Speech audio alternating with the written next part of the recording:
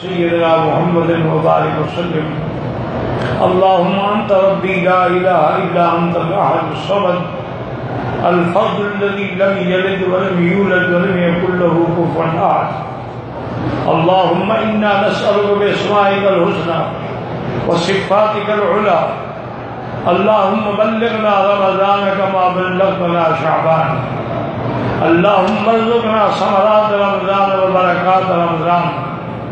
اللهم ارزقنا صيام رمضان وقيام رمضان. اللهم ارزقنا ثمرات ليلة القدر. اللهم اشفنا واشف مرضانا ومرضى من اوصانا واستوصانا ومرضى المسلمين برحمتك يا ارحم الراحمين.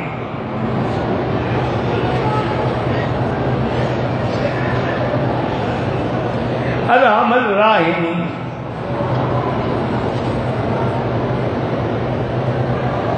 کسی مسلمان سے بغض رکھنا حرام ہے، کیونکہ اللہ کے نبی پاک نے فرمایا ہے کہ لا تحاسدوا ولا تباغضوا ولا تدابروا کونوا عباد اللہ اخوانا. ہم نے خبردار ایک دوسرے سے حسد نہ کیا کرو، ایک دوسرے سے بغض نہ رکھا کرو اور ایک دوسرے سے نفرت نہ کیا کرو، بھائی بن کے رہا کرو. بلکہ ایک حدیث مبارک میں ہے کہ لیلۃ القدر میں اللہ ہر کسی کی مغفرت فرما دیتے ہیں، لیکن جن کے دلوں میں بغض اور کینہ ہے ان کی مغفرت نہیں ہوتی جب تک وہ ایک دوسرے کو معاف نہ کرتے.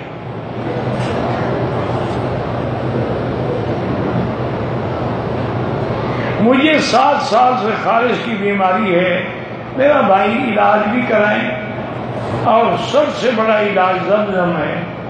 اسی نیت سے ہر نماز کے بعد پئیں بھی اور اس کو اسی خارش کی جگہ پر لگائیں بھی، اللہ شفا دے گا.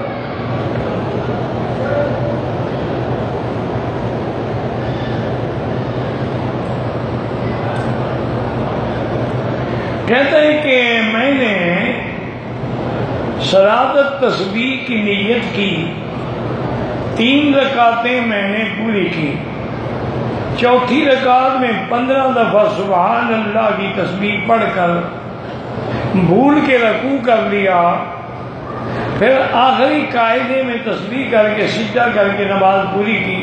ہو گئی نماز، کیونکہ یہ نفلی عبادات ہیں، اس میں توسع ہوتا ہے.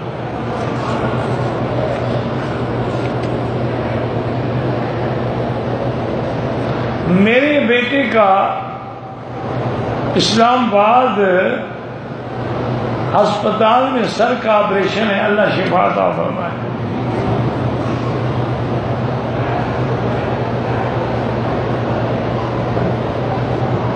فضیلت الحتیم فی الکعبہ لأن جانب الحتیم تقریباً 7 اذرع من الجدار هذا كان من داخل الکعبہ، لیکن لما نقص المال عند قریش انهم صغروا الامارہ واخرجوا هذا في الخارج فبذلك من صلى في الحتیم كأنه صلى في جوف الکعبہ.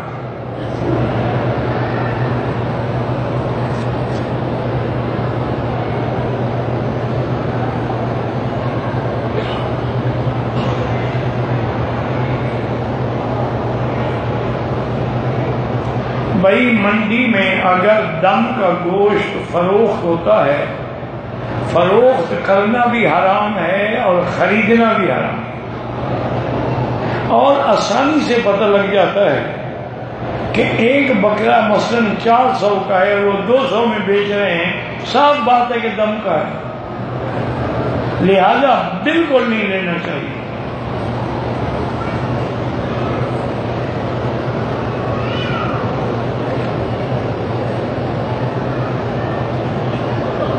نماز پڑھاتے ہیں، کرسی میں بیٹھے سیدھا ٹیبل پہ کرتے ہیں،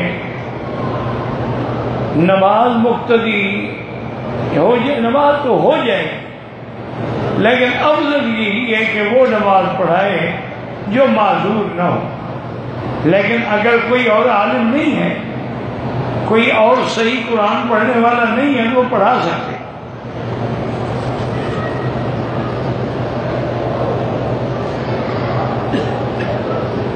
ہمارے ملک میں کل خوانی اور جمعرات میں جو اشیاء تقسیم ہوتی ہیں یہ بالکل حرام ہے، خالص بدعت ہے، اس کا پکانا بھی ناجائز، کھانا بھی ناجائز۔ 10 محرم کے نام پہ سبیلیں جو لگاتے ہیں وہ بھی استعمال کرنا ناجائز ہے، اور خود عقل کریں۔ ادھر کہتے ہیں کہ حضرت حسین پیاسے شہید ہو گئے، اور ادھر یہ دودھ کی سبیلیں لگاتے ہیں، خوش ہوتے ہو ان کی شہادت پر۔ عید میلاد النبی کیوں ناجائز ہے کہ اللہ کے رسول نے حکم نہیں دیا تو ناجائز ہے؟ شریعت کا معنی کیا ہے کہ ما آتاکم الرسول فخذوہ وما نہاکم عنہ فانتہوا، اطیعوا اللہ واطیعوا الرسول۔ جب اللہ کے نبی نے حکم نہیں دیا، اللہ کے نبی کے بعد خلفائے راشدین اور اہل بیت نے عید میلاد نہیں منائی، صاف بات ہے کہ بدعت ہے۔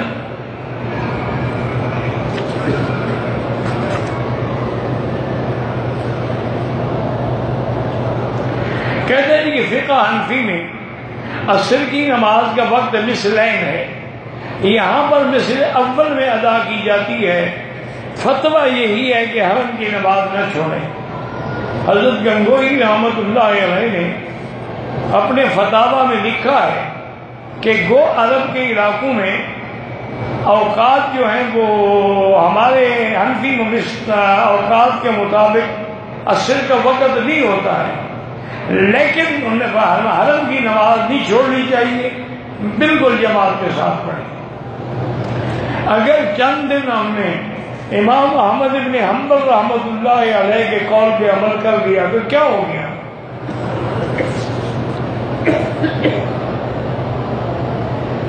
ہمارے علماء نے مجلس عمل کے نام پہ اتحاد قائم کیا، اچھا کیا ہے۔ میرا بھائی گزارش یہ ہے، یہ باتیں تم اپنے علماء سے پوچھا کرو جن کا سیاست سے تعلق۔ ہمارا الحمدللہ نہ سیاست سے تعلق ہے، نہ سیاسی پارٹیوں سے تعلق ہے۔ جب سیاست کے مسائل ہوں تو اس وقت لازمی بات ہے کہ اتحاد کے لیے تمام جماعتوں کو ملایا جاتا ہے۔ اب ختم نبوت کے مسئلے پر خود دیکھ لیں کہ حضرت عطا اللہ شاہ بخاری رحمۃ اللہ علیہ جیسے آدمی کہ جس کا جیسا خطیب جو ہے تقریباً ہند و پاک میں پھر پیدا نہیں ہوا، اللہ نے ان کو جو خطابت عطا فرمائی تھی کہ عرب کا نغمہ عجم کی لے میں سنا رہا ہے، وہ مرد درویش جس کو حق نے دیے ہیں انداز خسروانہ۔ انہوں نے ختم نبوت کے لیے قادیانیت اور مرزائیت سے جنگ لڑنے کے لیے تمام جماعتوں کو ملایا ہوا تھا۔ بریلویوں سے مولانا ابو الحسنات جیسا آدمی ان کے ساتھ تھے، شیعہ سے شمسی ان کے ساتھ تھے، اسی طریقے سے اور مولانا عبد الحامد بدایونی ساتھ تھے، یعنی بریلوی بھی ساتھ تھے، شیعہ بھی ساتھ تھے، کیونکہ تمام کے نزدیک اصل دشمن کا مقابلہ کرنا تھا۔ تو اس لیے اگر اس قسم کے اتحاد ہوتے ہیں تو کوئی اس میں حرج نہیں ہوتا ہے۔ ہر بل کے بعد اوقات تو عجیب واقعات آ جاتے ہیں۔ 12 ربیع الاول کی رات تھی اور یہ سب جیل میں تھے، تو مولانا ابو الحسنات نے اور بریلوی علماء نے کہا کہ بھئی دیکھیں، ہم تو ہر حال میں آج رات میلاد منائیں گے، تو اب سپرنٹینڈنٹ جیل سے پوچھ لیتے ہیں۔ انہوں نے کہا بالکل ٹھیک ہے، میں کیا کر سکتا، میں باتیں کھول دیتا ہوں، آپ سین میں جلسہ کریں، لیکن شرط یہ ہے کہ توڑ پھوڑ کوئی نہ ہو، گڑبڑ نہ ہو، میری نوکری کا مسئلہ ہے۔ انہوں نے کہا اس کا فکر نہ کریں۔ حضرت اللہ شاہ بخاری رحمۃ اللہ علیہ سے کہا کہ حضرت آپ بھی شریک ہوں گے؟ فرمایا ہاں بھائی، کیوں نہیں شریک ہوں گے؟ کیوں؟ اگر انکار کرتے تو اتحاد ٹوٹ جاتا نا. تو آپ نے کہا بھائی شریک ہوں گے. اب ان علماء نے، بریلوی علماء نے سوچا کہ اگر ہم اپنی تقریریں پہلے کر لیں اور بخاری ہمارے بعد تقریر کرے تو ہماری تقریروں میں پانی پھیر دے گا. وہ تو خطیب اعظم ہے نا. اس لیے ہم یہ کرتے ہیں کہ عطا اللہ شاہ بخاری تقریر پہلے کر لے، ہم بعد میں کریں. انہوں نے عطا اللہ شاہ سے کہا کہ حضرت فیصلہ یہ ہوا ہے کہ آپ پہلے تقریر کریں گے، بعد میں ہمارے بڑے کریں گے. انہوں نے کہا بالکل ٹھیک ہے، میں تو آپ کے حکم کا پابند ہوں. تو عشاء کی نماز کے بعد جو وہاں نعت خواں تھے وہ نعتیں پڑھتے رہے، جو قاری تھے وہ قرآن پڑھتے رہے. تقریباً 10 بجے شاہ جی نے تقریر شروع کی. سیرت النبی پہ آپ نے تقریر کی، صبح کی اذان ہو گئی. لوگ ایسے بدہوش ہوئے، ان کو ہوش ہی نہیں رہا. صبح کی نماز پڑھائی. مولانا ابوالحسنات نے کہا شاہ جی آپ نے چالاکی کر لی نا، ہمیں میلاد نہیں پڑھنے دیا. انہوں نے کہا تو میں نے کوئی گرسنگی پڑھی تھی، میں نے بھی حضور کی سیرت بیان کی ہے نا. تو اس طرح لوگ اکٹھے ہوتے ہیں، تم کیوں تکلیف محسوس کرتے ہو؟ ہم تو کہتے ہیں سارے اکٹھے ہو جائیں، تمام دینی جماعتیں اکٹھی ہو جائیں، تمام شیعہ بریلوی سارے اکٹھے ہو جائیں، اس ملک میں بے دینی کو نام ہے. اگر ملک میں ایک دفعہ بے دینی داخل ہو گئی نا تو تباہی کر دیا. انا للہ و انا الیہ راجعون. دعا کریں اللہ محفوظ رکھے، اللہ ہنود و یہود کی سازشوں سے محفوظ رکھے. اور اللہ تعالیٰ، اور یہ بھی میرا ایمان ہے، اگر دینی جماعتیں متفق ہوں اور ان کا ایک کینڈیڈیٹ ہو، اس کو دنیا کی کوئی طاقت نہیں شکست دے سکتی. وہ بے دین تو اس لیے کامیاب ہوتے ہیں کہ تمہارے مولوی 8 اٹھے کھڑے ہوتے ہیں، وہ ایک ہوتا ہے. یہ 10-10 ہزار ووٹ لے، 80 ہزار ووٹ گیا، وہ 11 ہزار ووٹ لے کے جیت جاتا ہے. یہ دعا کرو اللہ ان کو توفیق دے. ہمارے یہاں تو چھوٹی چھوٹی باتوں میں جھگڑے ہیں. ایک بچہ 9 سال کا ہے، ایک بڑا ہے، دونوں نے بال کٹوانے سے پہلے حرام کھول دیا. کچھ نہیں ہوتا بھائی. ہم اپنے ملک میں زمزم لے جاتے ہیں، تھوڑا ہوتا ہے اور پانی میں ملا دیں کوئی فرق نہیں پڑتا، وہ بھی زمزم ہو جائے گا انشاءاللہ. ہمارے پاس رقم کی زکوٰۃ کی رقم ہے، تحفیظ القرآن مدرسہ بنایا ہے، اس کے لیے رکھ لیں تاکہ سارا سال اس میں خرچ ہوتی ہے. ٹھیک ہے، کوئی بات. حرم میں وتر پڑھنے کا جو لوگ امام کے ساتھ پڑھیں جیسے وہ پڑھاتے ہیں، پڑھتے یہ بھی 3 رکعت ہے. فرق اتنا ہے کہ 2 پر یہ سلام پھیر کے پھر کھڑے ہوتے ہیں اور حنفی سلام نہیں پھیرتے بس. اس لیے ان کے پیچھے پڑھ لیا کریں، اعتراض نہ کیا کریں. اگر تمہیں زیادہ سختی ہے تو بعد میں خود پڑھ لو علیحدہ.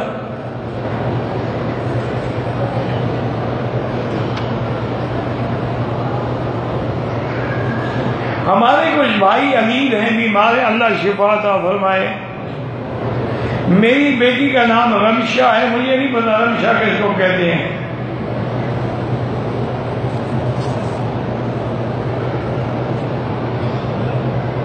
ہم عصر اور عصر کی نماز میں امام کے پیچھے سورۃ فاتحہ پڑھ سکتے ہیں. حنفی ہیں تو نہ پڑھیں، شافعی اور حنبلی ہیں تو پڑھا کریں.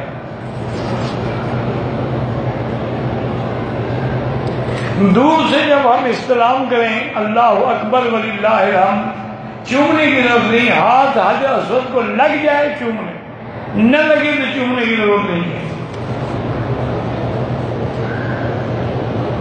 ایک عورت کا نکاح ایک جگہ ہو گیا تنسیخ کرا کے دوسری جگہ نکاح کر لیا، پہلے نکاح ختم ہو گیا، اب برقرار ہے۔ تنسیخ اگر انگریزی قانون کے مطابق ہے تو پہلا نکاح اسی طرح کھڑا ہے، اگر اسلامی قاضی کی عدالت نے فیصلہ کیا ہے تو نکاح ختم ہو جائے گا، چونکہ وہ اس کو بلائیں گے، اس سے کہیں گے طلاق دو۔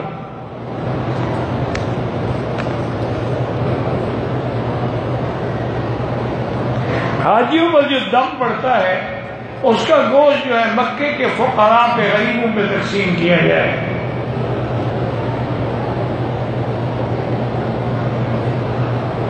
اگر کسی آدمی نے اپنی بیوی سے کہا کہ اگر تو نے مجھ سے جھوٹ بولا تو تجھ کو 3 طلاق ہے، پھر بھی بیوی نے جھوٹ بولا تو 3 طلاق ہو گئی۔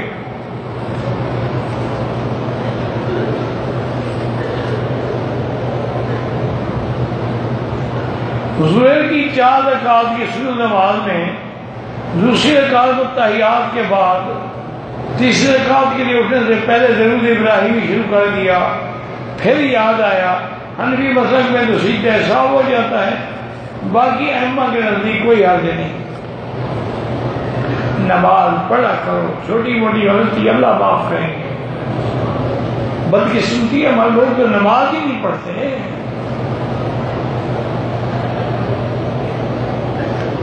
مکہ اور مدینہ کی فضیلت مساوی ہے، مکہ افضل ہے، یہاں 1 لاکھ کا ثواب ہے۔ والدین جو فوت ہو گئے ان کے لیے عمرہ کر سکتے، بالکل کر سکتے ہیں۔ ایک حنفی مسلک مقتدی دوسرے مسلک کے امام کے پیچھے نماز پڑھ سکتا ہے، کیونکہ چاروں ائمہ پر حق ہیں۔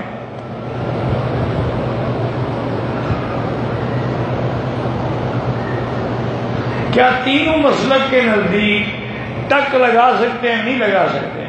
صرف امام شافعی رحمۃ اللہ علیہ کا قول ہے کہ اگر تھوڑے سے بال بھی کاٹ لے تو احرام سے نکل جائے گا۔ وہ بھی یہ نہیں کہتے ایسا کرو، وہ بھی کہتے ہیں حل کراؤ۔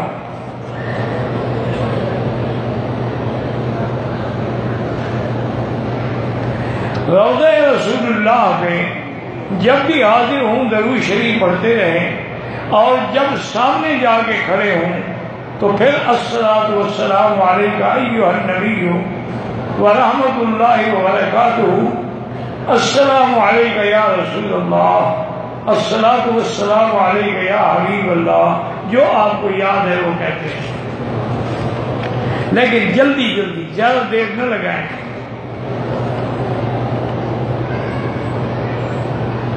جنازہ پڑھنے میں تو 1 قیراط کا ثواب ملتا ہے، حرم میں وہ 1,00,000 گنا بڑھ جاتا ہے۔ طواف کے ہر چکر میں استلام ضروری ہے۔ 2 طواف یا 3 طواف اکٹھے کر لیں تو بعد میں سب کی 2 رکعت پڑھ لیں۔ نمازی کے آگے گزرنا منع ہے۔ طواف میں کمزور اور بوڑھا آدمی طواف کے دوران تھک جائے تو بیٹھ سکتا ہے۔ جو لوگ کعبے کے قریب نماز پڑھیں گے یا طواف وہ افضل ہے۔ دوران نماز نظر سجدے کی جگہ پہ ہو، کعبۃ اللہ پہ نہ ہو، چونکہ نماز بندگی ہے، عاجزی ہے، تذلل ہے۔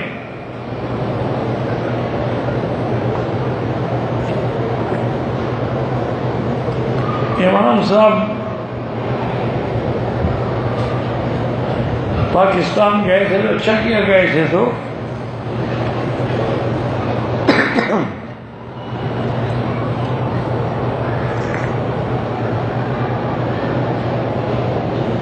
حجر اسود کے بجائے میں نے باب فاس سے شروع کیا، وہ طواف نہیں ہوا، دوبارہ طواف کریں۔ پھر صفا کے لیے گیا، جب آپ کا طواف ہی نہیں ہوا تو صفا کیسے ہوگی؟ اس لیے عمرہ دوبارہ کرو، اور بہتر یہی ہے کہ ایک دم بھی دے۔ لوگ حجر اسود سے طواف شروع کرتے ہیں، پھر باب فاس سے شروع کیا، اس کا کیا کیا ہے؟ وہاں لائٹیں لگی ہوئی ہیں، سارا انتظام ہے، اب کیا کریں؟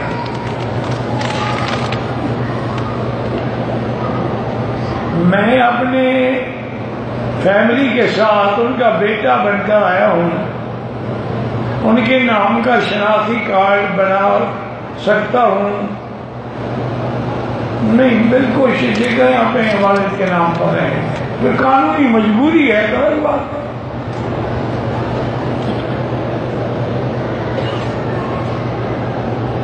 خواتین کا دربار پہ جانا یا قبرستان میں جانا بالکل ناجائز ہے۔ میرے جوتے کوئی حرم سے لے گیا ہے تو میں کسی کے جوتے اٹھا لوں، یعنی وہ تو چور بنا، تم بھی چور بننا چاہتے ہو؟ بالکل نہ اٹھاؤ، وہ بھول کے لے گیا ہوگا بیچارہ۔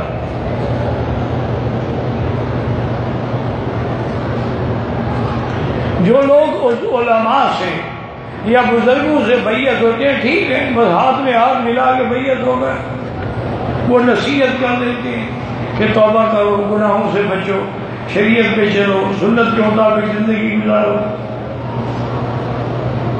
بغیر احرام کے مکے میں عمرے کی نیت سے آ گیا تو آپ عمرہ بھی کریں، دم بھی دیں۔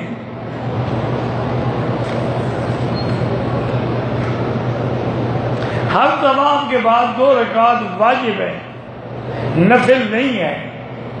میرا 3 سال کا بیٹا ہے، وہ چڑچڑا بڑا ہے، اللہ اس کو ہدایت دے، اس کو زمزم پلاؤ۔ حضور نے 4 عمرے کہاں سے کیے تھے؟ حضور پاک نے 1 عمرہ جیرانہ سے کیا ہے اور باقی سب مدینہ پاک سے۔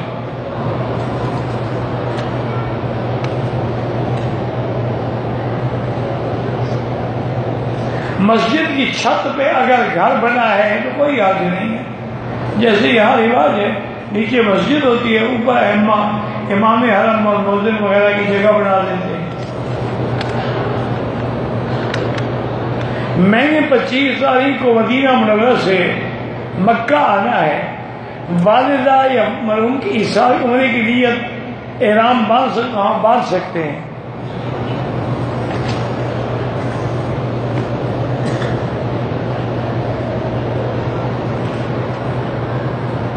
جو شیعہ صحابہ کی شان میں گستاخی کرتے ہیں، سیدہ عائشہ صدیقہ کی شان میں گستاخی کرتے ہیں، وہ کافر ہیں، ان کے کفر میں کوئی شک نہیں۔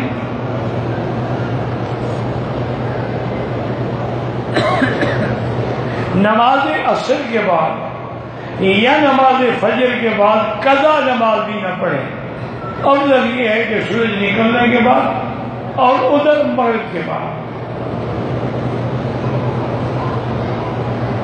میری بیٹی عافیہ صدیقہ کے لیے دعائے سی، اللہ اس کو شفائے کاملہ عطا فرمائے۔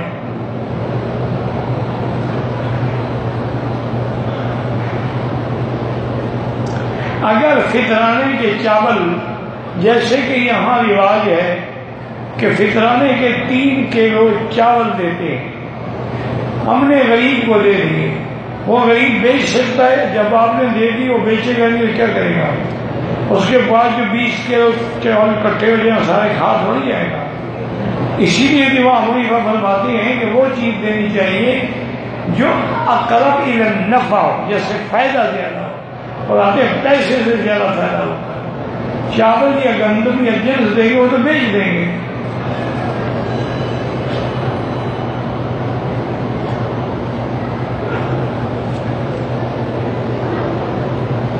جس احرام سے ایک بار ہم نے عمرہ کر لیا ہے، دوسرا عمرہ کرنا چاہیں تو اس کو دھونے کی کوئی ضرورت نہیں، عمرے کرنے سے پلید تھوڑا ہو گیا ہے۔